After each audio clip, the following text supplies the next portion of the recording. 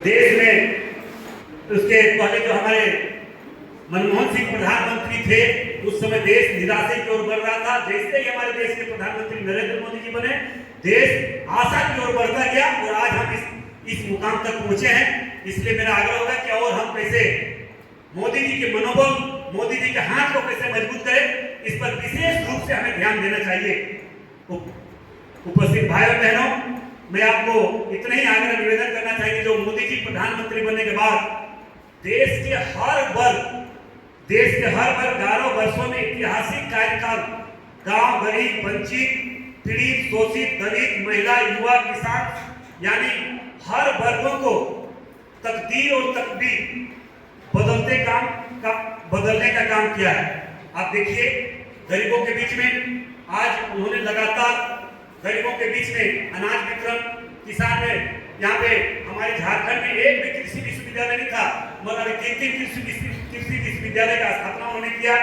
अभी जो दलित समाज के लिए बहुत सारा उन्होंने योजना लाया।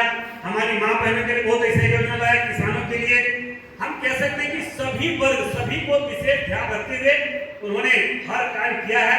और अभी हम तो लोकसभा में जाकर अपना हमें साक्षात देखने को सौभाग्य प्राप्त होता है कि मोदी जी जब बोलते हैं तो विपक्ष के पास कोई ऐसा शब्द नहीं है जो उसका जवाब दे सके। अभी हमारे देश के गृह मंत्री अमित शाह जी के उनके अभी और हमारे किरण रिजवी जी जो हमारे कार्यकारी मंत्री है, संसदीय मंत्री है, उन्होंने अभी वक्फ बोर्ड का जो बिल लाया था, उसमें भी हम लोगों ने जोरदार तरीके से पूरे एनडीए के जितने हमारे पार्टी के दल के पार्टी के लोग थे, सारे दल के लोग थे हम लोग, और जोरदार तरीके से जिस प्रकार से आज हमारे देश में किस प्रकार से कुछ ऐसे तत्व के लोग वक्फ बोर्ड का जमीन को किस तरह से बंदर बांट किया जाता था, उसको सेल किया जाता था, बेचा जाता था अपने निजी स्वार्थ के लिए। दबंग लोग, बदमाश लोग इस तरह से कार्य कर रहे थे। उसको भी उस बिल को भी लाकर आज ऐतिहासिक निर्णय लेने का काम अगर कोई किया तो भारतीय जनता पार्टी नरेंद्र मोदी जी के नेतृत्व में किया है। मैं कह सकता हूँ कि इसमें सारा हमारे कश्मीर में 370 अनुच्छेद धारा जो खत्म किया, ये भी लोग बोलते थे कि अगर 370 धारा अगर कश्मीर से हटाया जाएगा तो वहां खून की धारा बहेगा।